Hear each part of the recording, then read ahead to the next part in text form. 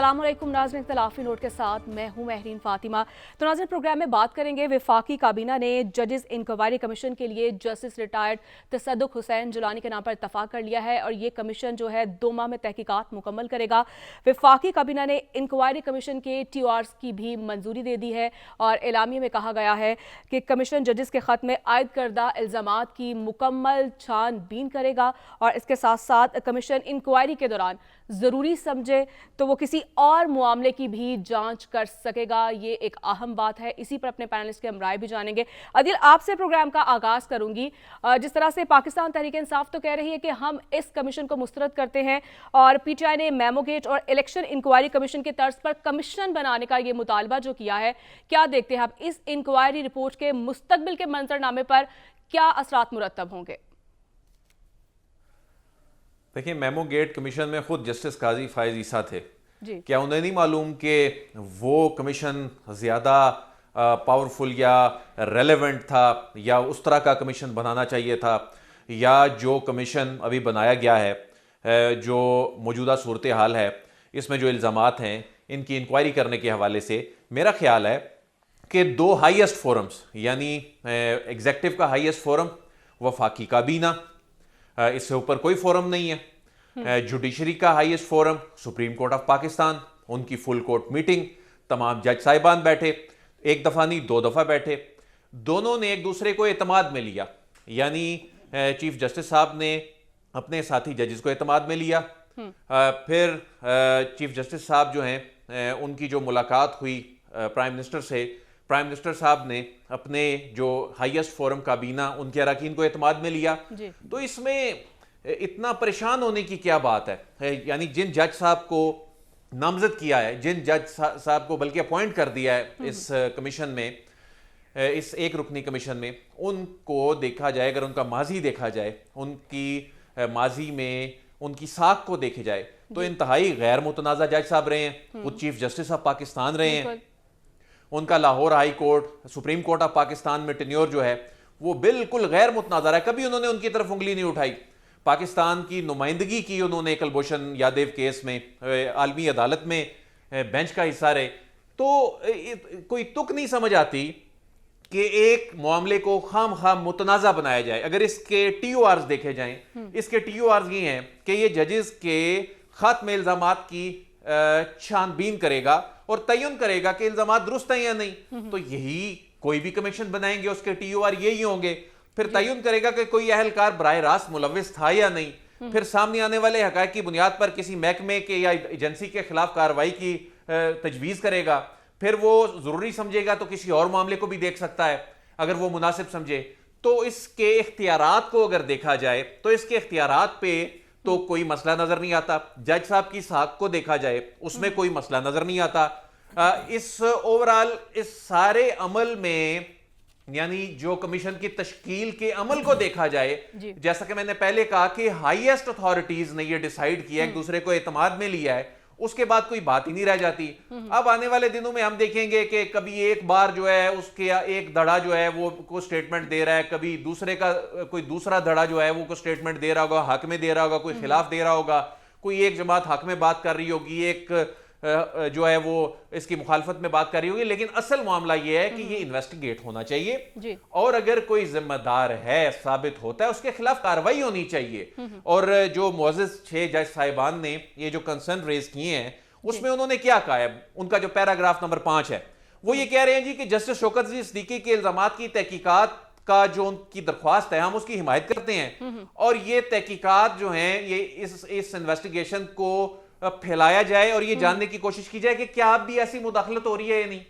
तो ये तो TORs में चीजें शामिल हो गई। वो तो ये कह ही नहीं रहे जज साहबान, वो तो कह रहे हैं जुडिशल कन्वेंशन बुलाया जाए, दूसरों से भी पूछा जाए। उनका मामला तो इन्वेस्टिगेशन है बुनियादी तौर पे, और वो इन्वेस्टिगेशन होने के लिए ये कमीशन कानून के तहत बना दिया गया है। तो उसमें अब आगे बढ़ के आज वफाकी काबीना ने बरल इस पे अपना फैसला हैरानकुन तौर पे मैं समझता हूं कि उन्होंने कमीशन तश्कील दे के साथ अपना फैसला भी सुना दिया। उनको भी इंतजार करना चाहिए कि वो कह रहे हैं एग्जेक्टिव की मुदाखलत के इल्जाम की नफी करते हैं। ठीक है, इस आप जो भी हो अब आप कमीशन के सामने जाकर बात करें और ये कमीशन जो है अपनी जो फाइंडिंग्स दे उन फाइंडिंग्स की रोशनी में आगे बढ़ना चाहिए। अगर हम इसी तरह جی عادل بالکل ٹھیک ہے، آپ کا پوائنٹ آ چکا ہے. ساتھ صاحب جس طرح سے عادل صاحب یہ کہہ رہے ہیں کہ یقیناً معاملے کو جو ہے ہم دیکھ رہے ہیں جو صورتحال ہے اس ٹائم، لیکن جو بار کاؤنسلز کی اگر بات کی جائے، وکلا برادری سے جو ہے وہ آپ کا تعلق ہے، تو کیا دیکھ رہے ہیں آپ کے تصدق حسین جیلانی کے نام پر اتفاق ہو جائے گا، کرے گی بار کاؤنسلز؟ دیکھیے جیسے آپ نے کہا، عدیل صاحب کہہ رہے ہیں کہ ہم اس کو دیکھ رہے ہیں، مجھے یقین ہے کہ وہ اس کو دیکھ رہے ہوں گے. میں اس پہ صرف اتنا ہی علم رکھتا ہوں جتنا کہ ہماری ٹیلی ویژن اور اخباروں میں یا ڈیجیٹل سوشل میڈیا کے اوپر ہے، تو اس حد تک کی میں بات کر سکتا ہوں. گزارش یہ ہے کہ تصدق حسین جیلانی صاحب بہت اچھے جج رہے ہیں. تصدق حسین جیلانی صاحب چیف جسٹس پاکستان رہے. انہوں نے افتخار چودھری صاحب کے ایک ایسے ہیجانی وقت کے بعد، جس کا کہ شاید نظیر اگر پاکستان میں کسی اور پیریڈ میں ملتی ہے تو اس میں لکھنے میں بھی چند سال ہوں گے، کیونکہ اس وقت تو بتائی نہیں جا سکتی. تو افتخار چودھری صاحب جیسی ہیجانی کیفیت کے بعد تصدق جیلانی صاحب چیف جسٹس بنے، اور انہوں نے سپریم کورٹ کے اندر اور ہمارے عدالتی سٹرکچر کے اندر کچھ کام ریسٹور کیا. کچھ تھوڑی سی جو کورٹ کی اوور ریچنگ تھی اس کو ختم کیا. ایک کام اور سرینٹی کو، تھوڑے سے تدبر کو عدالت کے ریسٹور کیا. جی اس کے اندر کوئی شک نہیں کہ وہ بہت اچھے چیف جسٹس تھے یا بہت اچھے جج تھے. اس کے اندر تو بالکل بھی کوئی شک نہیں کہ وہ اس سے بھی بہتر قانون دان ہیں. لیکن سوال یہ نہیں ہے کہ کیا تصدق حسین جیلانی صاحب ایک اچھے جج ہیں یا نہیں، اور کیا وہ اس کا ایک منصفانہ فیصلہ کر سکیں گے یا نہیں. ایشو کسی انڈیویجول جج کا نہیں ہے، کسی انڈیویجول انسٹیٹیوشن کا نہیں ہے، کسی ایک فرد کا نہیں ہے، کسی 6 افراد کا نہیں ہے. ایشو یہ ہے، سوال یہ ہے، جو لیگل سوال میرے خیال میں تمام بار کاؤنسلز کے سامنے ہونا چاہیے، وہ یہ نہیں ہے کہ کیا اسلام آباد ہائی کورٹ نے جو خط لکھا اس کے تمام ابھی چیزیں درست ہیں. نہیں، وہ تو انکوائری کے بعد پتہ چلے گا. سوال یہ ہے کہ انکوائری کرنے کا فورم کیا ہونا چاہیے. 2 بنیادی سوالات ہیں.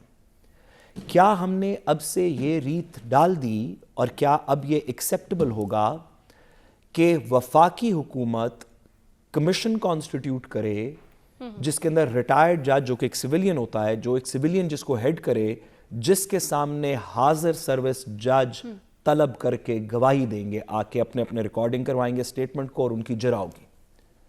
اگر یہ قانونی پرنسپل جو پاکستان کی تاریخ میں کبھی ایگزسٹ نہیں کیا، چلیں تھوڑی سی بڑی بات کر لیتے ہیں، بر صغیر کی تاریخ میں کبھی ایگزسٹ نہیں کیا، چلیں اس سے بھی تھوڑی سی بڑی بات کر لیتے ہیں، کانفرمیشن کے بعد ویسٹرن ڈیموکریسیز کے اندر بھی کبھی ایگزسٹ نہیں کیا کہ سرونگ سٹنگ کانسٹیٹیوشنل جج ایک ایسے کمیشن کے سامنے پیش ہو جو جوڈیشل نہیں ہے، یعنی کہ ریٹائرڈ سویلین ہے.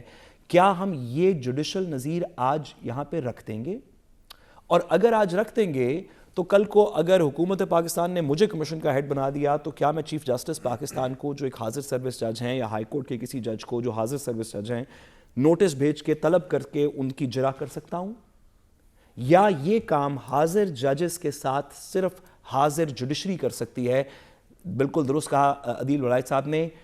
میمو گیٹ کے اپنے کمیشن کے اندر محترم چیف جسٹس صاحب موجود تھے، وہ حاضر سروس جج تھے. ایسے نہیں ہوا پاکستان کی قانونی نظیر میں کہ ایک ریٹائرڈ بندہ، جو کہ اب جتنا بھی وہ اچھا ہو، اور میں تصدق جیلانی صاحب کو پرسنلی جانتا ہوں، میں نے ان کے سامنے مقدمات میں پیش ہوا ہوں. تصدق جیلانی صاحب ایک بہت ہی پار ایکسلنس لائر ہیں، بہت ہی اچھے جج تھے. لیکن کانسٹیٹیوشن کا جو پرنسپل ہے کہ کیا سرونگ ججز ایک حکومت کے اپوائنٹڈ کمیشن جو جوڈیشل نہیں ہے، ریٹائرڈ ہے، سویلین ہے، اس کے سامنے پیش ہو سکتا ہے؟ اور اگر ہو سکتا ہے تو یہ کہانی کل کو کیسے رکے گی؟ اگر کل حکومت چینج ہو گئی تو کیا جو بھی حکومت وقت ہو وہ کسی بھی ABC چیز کی وجہ سے کہہ سکتی ہے کہ ہمارے پاس یہ انفارمیشن ہے کہ یہ فلاں جج صاحب جو ہیں یہ درست کام نہیں کر رہے، یا یہ پوری ہائی کورٹ درست کام نہیں کر رہی، اور کیونکہ ہمارے پاس انفارمیشن ہے ہم ایک ریٹائرڈ اپنے بندے کو لگاتے ہیں، وہ جج ہو، ریٹائرڈ بیوروکریٹ ہو، کیونکہ ریٹائرمنٹ کے بعد تو سب ایک ہی جیسے ہیں، جج ہو، بیوروکریٹ ہو، کوئی کسی اور محکمے سے ہو، ہم ایک سویلین کو لگاتے ہیں جو ان سب حاضر سروس ججوں کو نوٹس سرو کرے گا، ان کو بلا کے ان کی اسٹیٹمنٹ ریکارڈ کرے گا. اگر یہ پرنسپل سپریم کورٹ نے تعینات کر دیا ہے تو مہربانی کر کے خاموشی سے تعینات نہ کریں، باواز بلند ججمنٹ کے تھرو کہیں کہ ہاں یہ پرنسپل ہے. جی ٹھیک اور ہے، بڑی اچھی بات ہے، آئندہ سے اسی پرنسپل پہ چل پڑیں گے. دوسری بات، قانونی آپ نے بات پوچھی، دوسری بات، کیا یہ پرنسپل بھی اب طے ہو گیا ہے؟ قانون کا ایک فریز ہے، ہمارے آئین کی جورسپروڈنس میں ایک فریز ہے کہ نو مین شیل بی اے جج آف ہز اون کاز. یعنی کہ کوئی شخص بھی یہ تعین نہیں کرے گا کہ میرے خلاف جو مقدمہ ہے اس کا کیا فیصلہ ہونا چاہیے. اور اس میں ہمارے پاس بڑی اسلام کے اندر بھی، جورسپروڈنس میں بھی، کانسٹیٹیوشن کے اندر، ویسٹرن ڈیموکریسیز میں بڑی نظیریں ملتی ہیں کہ کوئی شخص بھی دو کام نہیں کر سکتا. ایک خود اپنا مقدمہ نہیں سن سکتا اور ایک یہ تعین نہیں کر سکتا کہ میرا مقدمہ کون سنے گا. اس وجہ سے لٹیگنٹس جج پک نہیں کرتے. ہائی کورٹ کے چیف جسٹسز ججز کے اندر کیس ایلوکیٹ کرتے ہیں، سپریم کورٹ کے چیف جسٹس ایلوکیٹ کرتے ہیں. یہ نہیں کہ میں سائل ہوں تو کہوں کہ میرا مقدمہ فلاں جج کے سامنے لگا دیا جائے. یہ کسی جورسپروڈنس کے اندر الاؤڈ نہیں. تو کیا دوسرا پرنسپل بھی اب ہم نے سیٹ کر دیا کہ جن کے خلاف شکایت ہے حکومت وقت، وہ طے کر سکتی ہیں کہ کون اس کو سن کے اس کی انکوائری کرے گا. بہت اچھی بات ہے. تصدق حسین جیلانی صاحب سے اچھا کوئی جج نہیں ہماری نظر میں، لیکن ساتھ ہی ساتھ یہ دو آئین کے پرنسپلز جو پچھلے 70 سال سے پاکستان میں چلتے آ رہے ہیں، 300-400 سال سے، کچھ آڈی آلٹم پارٹنر no person shall be condemned unheard, no person shall be a جج آف ہز اون کاز، یہ تو 2000 سال سے پرنسپلز چلتے آ رہے ہیں. ان کو مہربانی کر کے انڈو کر دیں ایک ججمنٹ سے تاکہ خلش مٹ جائے کہ یہ چھوٹا سا پردہ رہ گیا. ٹھیک ہے صاحب، حسن صاحب سے پوچھ رہے تھے. حسن صاحب، جس طرح سے صاحب یہ کہہ رہے ہیں، ٹھیک ہے، ایک نامزدگی کو آپ کیسے دیکھتے ہیں اور رپورٹ جو ہے وہ کتنی غیر جانبدار ہوگی، اور خاص طور پہ ایک اہم بات جو انہوں نے کہا کہ انکوائری کے دوران ضروری سمجھا جائے تو کسی اور معاملے کی بھی جانچ پڑتال ہو سکتی ہے.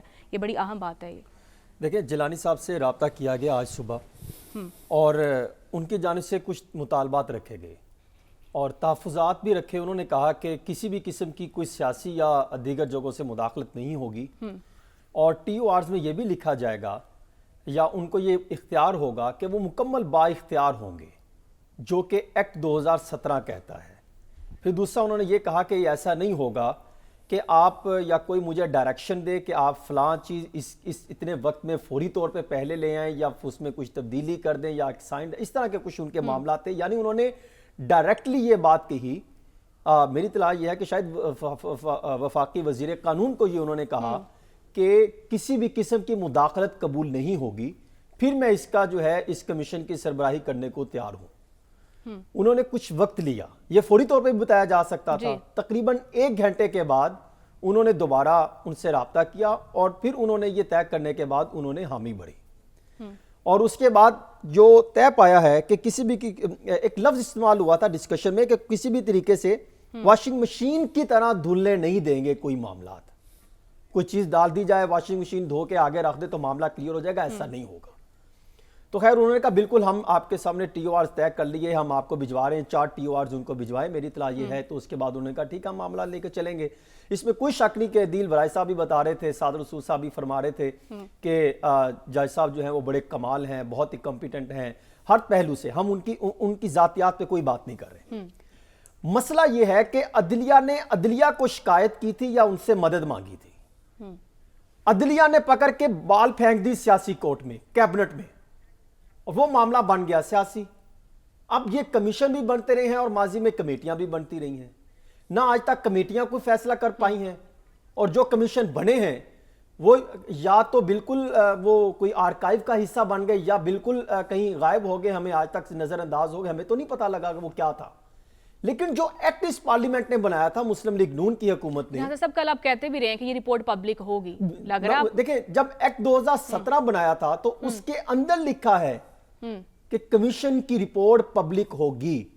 تو آج جب وفاقی پارلیمنٹ نے یہ کیبنٹ کا اجلاس ہوا اور اعلامیہ جاری ہوا تو اس میں اگر یہ لکھ دیتے، اور میں نے متعدد دفعہ جو ہے فیڈرل کیبنٹ سے اور دیگر رابطوں سے ان سے جو کیبنٹ کے اجلاس میں موجود تھے ان سے یہ ڈسکشن، ان سے یہ سوال لینے کی کوشش کی کہ کیا وہ اس کی حامی بھرتے ہیں کہ جو بھی کمیشن اپنی رپورٹ دے گی تو آپ اس کو پبلک کریں گے. یہ اور کئی جگہوں سے میں نے مختلف جگہوں سے رابطے کیے تو میرا خیال اور جو ان کی اطلاعات یہ ہیں ان کا یہ کہنا ہے کہ شاید یہ رپورٹ بھی، جس طرح حمید الرحمان کمیشن کی رپورٹ آج تک سامنے نہیں آ سکی اور باقی ایبٹ آباد کی کچھ چیزیں باہر سے کہیں آئی تھی، باقی چیزیں تو یہ بھی شاید سامنے نہ آ سکے. اب معاملہ یہ ہے کہ جو کیبنٹ نے اعلامیہ جاری کیا وہ بہت ہی دلچسپ ہے. اس میں وہ یہ فرماتے ہیں کہ انکوائری کمیشن تعین کرے گا کہ کوئی اہلکار براہ راست مداخلت میں ملوث تھا. اس کا جواب تو نام نہیں ہوگا، براہ راست تو کوئی بھی نہیں ہوتا. دوسرا وہ یہ کہتے ہیں کہ وفاقی حکومت نے ایگزیکٹو پر سوال اٹھانے کی نفی کی ہے اور اس کی یعنی ڈائریکٹلی مذمت بھی کی ہے. مسئلہ یہ ہے کہ ایگزیکٹو آپ خود ڈائریکشن دے رہے ہیں، پہلے ہی اعلامیے میں آپ ڈیسیژن دے رہے ہیں کہ یہ ڈائریکٹلی یا انڈائریکٹلی یہ 2 مہینے بعد یہ آپ کا جو ہے فائنڈنگ ہوگی. تو پہلے تو جج صاحب ان کو تو بلائیں نا کیبنٹ کو, کہ جب آپ نے ہمیں بالکل ڈائریکٹ آپ کی ہماری بات ہوگی تو پھر آپ یہ کیسے کہہ سکتے ہیں کہ ہم اس کی نفی کرتے ہیں اور یہ معاملہ پھر آگے کیسے چلے گا. اب ایک اور پہلو بھی ہے, وہ پہلو استاد رسول صاحب اس کا بہترین طریقے سے جواب دے سکتے ہیں. وہ پہلو یہ ہے کہ یہ جن ججز نے خط لکھ دیا, اب کیا اگر کمیشن سمجھتا ہے کہ ہاں اس میں کوئی مداخلت نہیں ہوئی اور وہ کہتے ہیں کہ یہ ججز نے غلط الزامات لگائے, تو کیا جو جوڈیشل کمیشن, یہ جو سپریم جوڈیشل کونسل ہے, تو ان کے خلاف کس پوزیشن پہ ہوگی کہ وہ ان کے خلاف کارروائی کر سکے, کیونکہ وہ تو پہلے خط لکھ چکے کہ ہمارے میں مداخلت ہو رہی ہے, معاملات بڑھ رہے ہیں. اور پھر دوسرا, جو جج صاحبان نے خط لکھا ہے, کیا اب ان کی سٹینڈنگ کیا ہوگی جو ان کے پاس کیسز چل رہے ہیں, جو فار ایگزامپل کو پاکستان تحریک انصاف کی جماعت کے یا بانی کے ان کے پاس کیسز آتے ہیں تو وہ انکار بھی کر سکتے ہیں, تو ان کی کیا پوزیشن ہوگی, اور جو ماضی میں جو انہوں نے فیصلے کیے ان کی سٹینڈنگ کیا ہوگی اگر وہ یہ بات کہتے ہیں فیڈرل کیبنٹ کہ یہ معاملہ آپ مزید بھی انویسٹیگیشن کر سکتے ہیں, پھر یہ معاملہ کدھر جاتا دکھائی دے گا. پھر جو کل بات ہو رہی تھی کہ چائے کی پیالی میں طوفان, وہ تو معاملہ کہیں رول گیا, ختم ہو گیا, اب معاملہ تو بہت آگے چلا گیا. تو اس پر میں یہ سمجھتا ہوں کہ وفاقی کیبنٹ بھی جو ہے تھوڑا سا ہوش کے ناخن لے, تھوڑی سی سمجھداری کا مظاہرہ کرے اور معاملت کو سنجیدہ لے کر جو ہے اس پہ کوئی پوائنٹ آف ویو دے. اس طرح اعلامیہ رکھ دینا کہ وہ فلاں کہ اس طرح کر دینا, تو اس پر کئی سوالات کرے ہوتے ہیں. اور دوسرا, یہ معاملہ عدلیہ کا تھا, یہ آپ نے سیاست میں کس نے دیا, یہ ماضی میں بہت امپورٹنٹ, مستقبل میں یہ سوالات اٹھیں گے کہ جب ایک موقع آیا تھا یہ معاملات کی تحقیقات ہونے کے لیے عدلیہ نے عدلیہ سے مدد مانگی تھی یا شکایات کی تھی, وہ چاہے آپ بندیال کے کیسز کے واقعات کو رپورٹ کر رہے ہوں یا جس بھی ماضی کے معاملات کو رپورٹ کر رہے ہوں, لیکن یہ معاملہ تو آپ نے پکڑ کے سیاسی کورٹ میں پھینک دیا, پھر یہ معاملہ سیاسی بن گیا. ٹھیک ہے, آپ بالکل صحیح کہہ رہے ہیں. اور اس کے ساتھ ساتھ جو ہے اور شہباز حکومت ایک اور بھی دعویٰ کر رہی ہے کہ ملک جو ہے استحکام کی جانب بڑھا ہے, اور انہوں نے 5 سال جو ترقی کا پلان ہے وہ بھی دیا ہے. اسی پر ہم بات کریں گے ناظرین, لیکن ایک چھوٹی سی بریک کے بعد. اسٹے ود اس.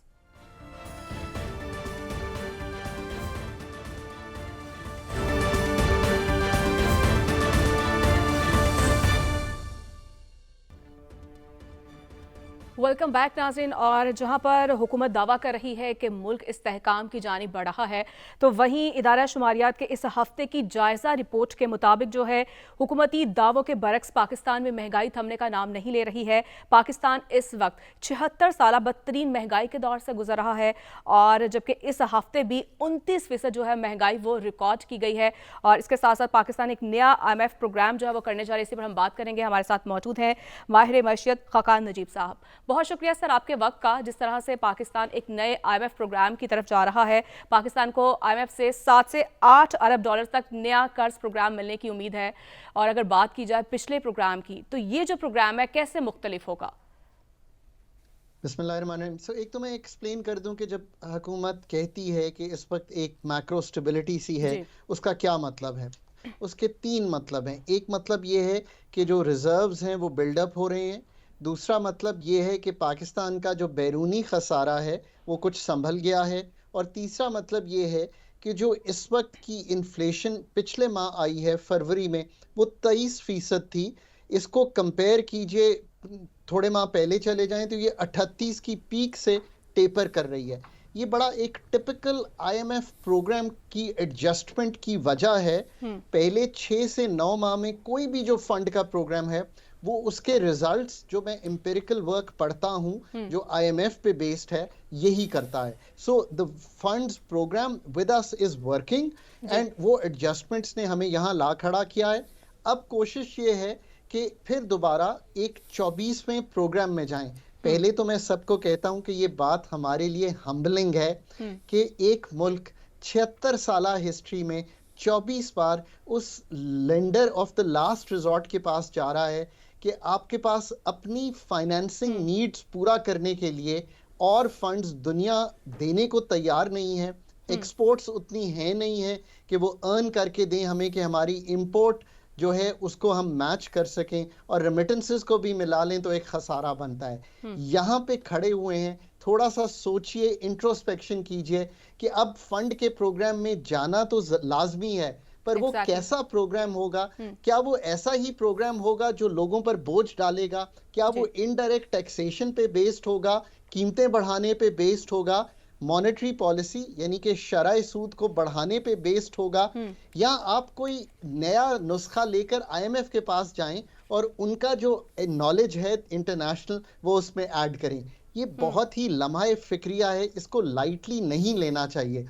ये जो इस वक्त हम खड़े हैं, countries blindly go into the doctor program साहब, हमें आने वाले बरसों में रिफॉर्म्स और रीस्ट्रक्चरिंग के हवाले से तो कोई अब नजर आ रहा है कि हम शायद कोई राइट डायरेक्शन में जा रहे हैं, जान छुड़ा रहे हैं जहां से अरबों रुपए अरबों डॉलर्स ब्लीड हो रहे थे, तो हम शायद रिफॉर्म्स की तरफ तो जा रहे हैं, इसमें हमें कामयाबी मिल जाए। अवाम के लिए आने वाले बरसों में पाकिस्तान की मईशत में कुछ नजर आ रहा है आपको?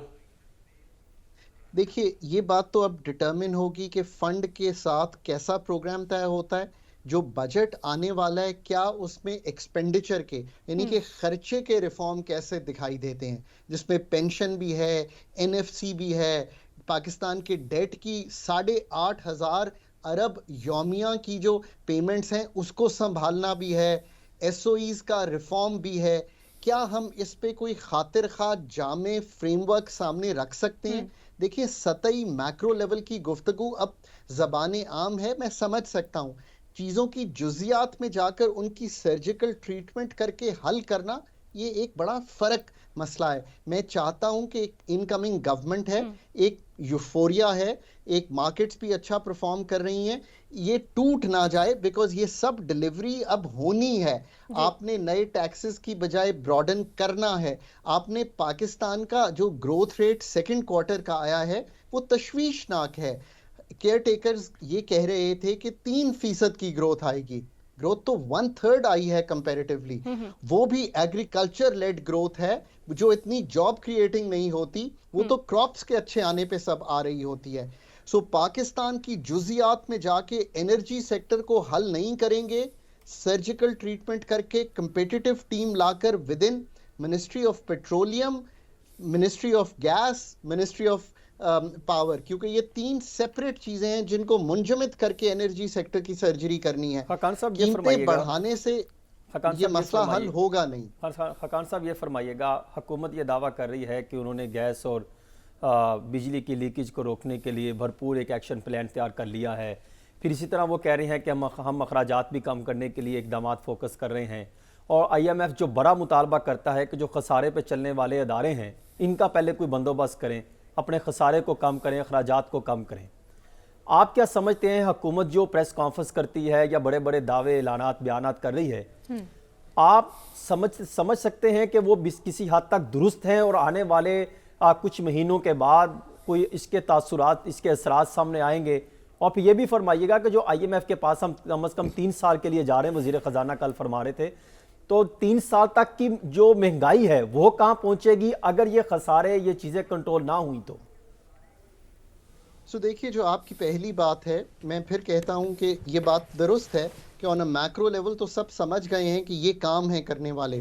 टैक्स की ब्रॉडनिंग हो, पाकिस्तान की ये जो निजकारी का प्रोग्राम आगे लेकर चलाना हो, पाकिस्तान की बिजली पे मैं अभी भी समझता हूं कि देखिए, ये चोरी को रोकना ये एक अहम जुज़ है ताकि आप कंट्रोल कर सकें इस वक्त के लॉसेस को।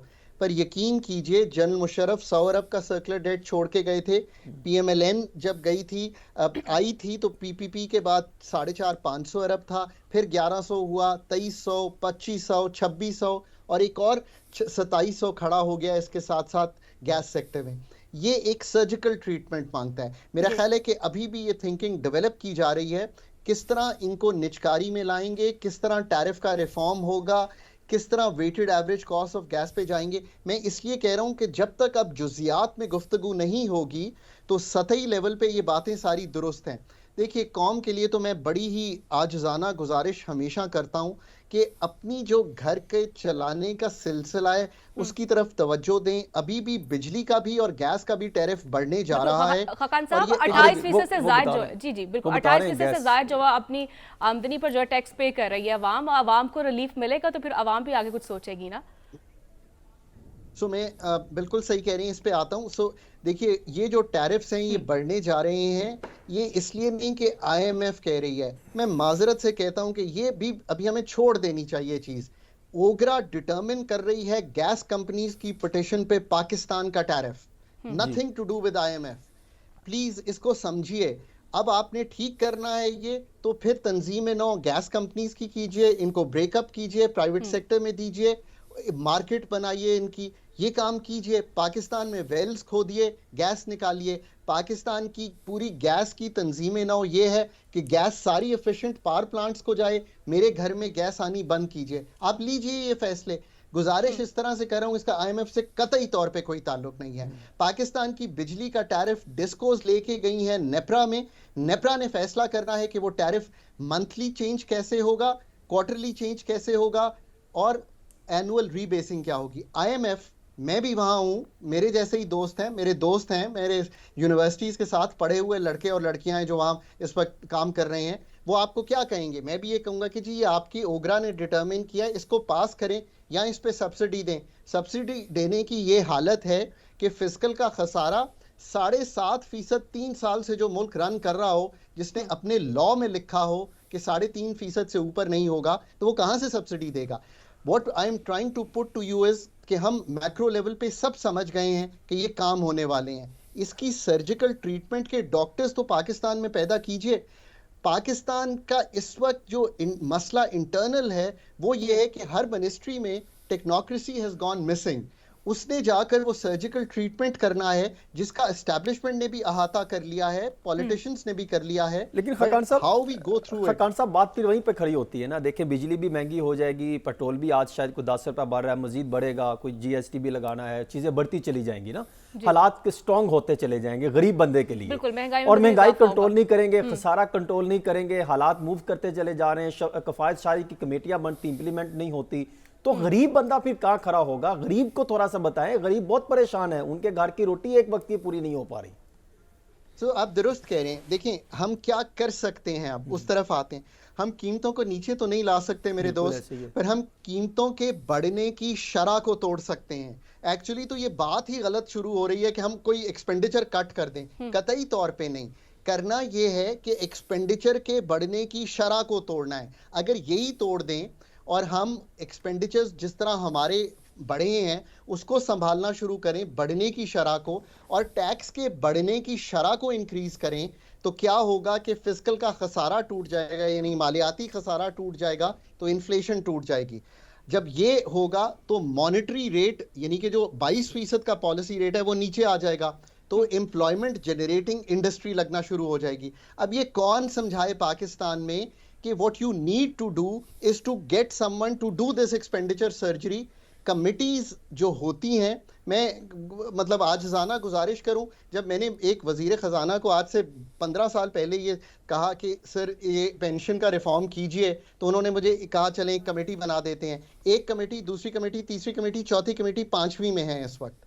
प्लीज आपको तो एक्चुअरीज चाहिए, ये काम तो इन कमेटी के हजरात कर ही सर, नहीं ये भी सकते। थोड़ा सा फरमा दीजिए खकान साहब, मुख्तसर सा सवाल है कि ये जो कमेटियां बनी हैं, जिस आईसीसी में पहले प्राइम मिनिस्टर साहब आए, फिर मिनिस्टर फाइनेंस को लाया गया, फिर इसी तरह बाद जगहों पर वजीर खारजा को कमेटी में शामिल कर दिया गया, इससे क्या तासुर सामने आएगा? क्या आईएमएफ इन चीज़ों को भी देखेगी अगला एग्रीमेंट करते हुए? क्योंकि ये चीज़ तो इम्पोर्टेंट है, जिन्होंने उनके जो अहकामात हैं या जो मुतालबात है उसको इम्प्लीमेंट कराना है। तो आई रियली थिंक कि इस वक्त जिस तरह कहते हैं ना, their heart is at the right place, establishment का भी, पॉलिटिशियंस का भी, एवरीवन, बिकॉज सब समझ गए हैं कि बिजनेस एज यूजुअल नहीं चलेगा। हो ये रहा है कि उस जगह से उस जगह तक पहुंचने जहां पे बिजनेस एज यूजुअल की बजाय गुड इकोनॉमिक बेस्ड मैनेजमेंट पे हम आ जाएं, गुड एनर्जी मैनेजमेंट पे आ जाएं, ये एक क्रॉस ओवर करने में पाकिस्तान इस वक्त खड़ा है। अगर तो ये सक्सेसफुल क्रॉस ओवर कर लेता है तो फंड आपके साथ चल पड़ेगा। क्या फंड मुझे ये कहेगा कि नहीं आप एग्रीकल्चर इनकम टैक्स जो है सूबों की बजाय प्रॉपर उसको प्रॉपर टैक्सेशन के निजाम में एफबीआर के पास लाएं? कतई तौर पे नहीं। वो कहेगा very good Khaqan, please go ahead do this. क्या फंड आपको ये कहेगा कि आप टैरिफ का रिफॉर्म करके क्रॉस सब्सिडी उड़ाकर टारगेटेड सब्सिडी में इनकम सपोर्ट में ले जाना चाहते हैं? वो कहेगा प्लीज डू दिस, ये स्ट्रक्चरल बेंचमार्क है हमारा। जी ठीक है खकान साहब, बहुत शुक्रिया आपके कीमती वक्त का। तो नाज़रीन, ब्रेक के बाद हम बात करेंगे, मुझे ब्रेक की जाने बढ़ना है, और ब्रेक के बाद हम बात करेंगे हुकूमत एक बार फिर से बिजली की चोरी की रोकथाम के लिए एक दूसरा बड़ा ऑपरेशन करने जा रही है। इसी पर बात करेंगे लेकिन एक ब्रेक के बाद।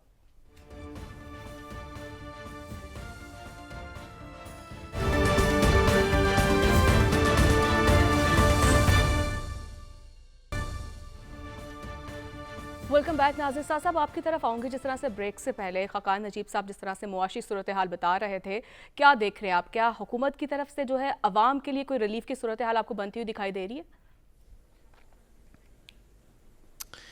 देखिए, खाकान साहब ने बड़ी मंतक की बातें की, उन्होंने बड़े मुनासिब मशवरे दिए, उन्होंने बड़ी मुनासिब बात की, हमेशा ही करते हैं, we enjoy having him on the show. लेकिन सवाल ये है कि दूसरी तरफ ये बैठ के इकोनॉमिक कोऑर्डिनेशन कमेटी में कौन करेगा? जी, दूसरी तरफ बैठ के जो हुकूमती पार्टी है, जो हुकूमत की पार्टी है, जो चले अगर तमाम नहीं तो बेशतर फैसले करेगी, क्योंकि कुछ लोग कोलिशन में हैं, कुछ रियासती इदारों के इनिशिएटिव्स हैं, उनको अकाउंट फॉर करना पड़ेगा, लेकिन बेशतर ईथोस जो है हुकूमत का, जो आने वाले जो चंद सालों की हुकूमत है, जब भी अल्लाह करे कि ये दिन दुगनी रात चुगनी तरक्की करे और कोई 150-200 साल तो कम से कम चले, तो ये जितनी भी देर ये हुकूमत चलेगी, मैं इंतज़ार कर रहा था अदील साहब के आमीन का, वो नहीं आया, लेकिन उनको मौका दीजिएगा आमीन कहने का। तो जितनी भी देर ये हुकूमत चले, इसके अंदर जो पॉलिटिकल गवर्नमेंट पावर में है, वो अपने इंटरनल वजारत ख़जाना जो भी हो, वो पॉलिटिकल गवर्नमेंट, उसका कायद अपने इंटरनल इकोनॉमिक फैसले किससे करवाता है, किससे मशवरा लेता है? पाकिस्तान मुस्लिम लीग के अंदर जब ये लोग मिल बैठते हैं आपस में, कोर कमेटी में, पार्टी के अंदर, कायद के पास, इधर उधर, तो कौन है जो कि सबसे ट्रस्टेड बंदा है उनका इकोनॉमिक्स का? और क्या अभी भी पाकिस्तान की इकॉनमी के ये ज़बरदस्त सजेशंस जो खाकान साहब ने दी, इस तरह के दीगर एक्सपर्ट्स दे रहे हैं, डोमेस्टिकली मिल रही हैं, इंटरनेशनली बैरून मुल्क से दी जा रही हैं, क्या इनको इम्प्लीमेंट करने के लिए हम उस शख्स को वापस इंट्रस्ट करेंगे? चलें पूरे फाइनेंस मिनिस्ट्री के साथ नहीं तो एक बड़ी इंपॉर्टेंट वॉइस के साथ इस हुकूमत में कि इकॉनमी कैसे चलेगी। और इसी जिस तरह अब आपने पिछले कमेटीज की शेकअप का देख लिया, ठीक है, साथ प्रोग्राम का जो वक्त है, साहब के एडवाइस से तो कोई मसला नहीं है जी, माजरत, लेकिन प्रोग्राम का जो वक्त है वो खत्म हो चुका है। साथ करने के लिए नून लीग में कौन है? जी बिल्कुल, और अदिल साहब आपसे भी माजरत, और इसका जवाब फिर कल के प्रोग्राम में ले लेंगे हम। तो इसके साथ ही नाज़िर मुझे जो है इजाज़त दीजिए, फिर कल आपसे मुलाकात होगी अल्लाह ने के बाद।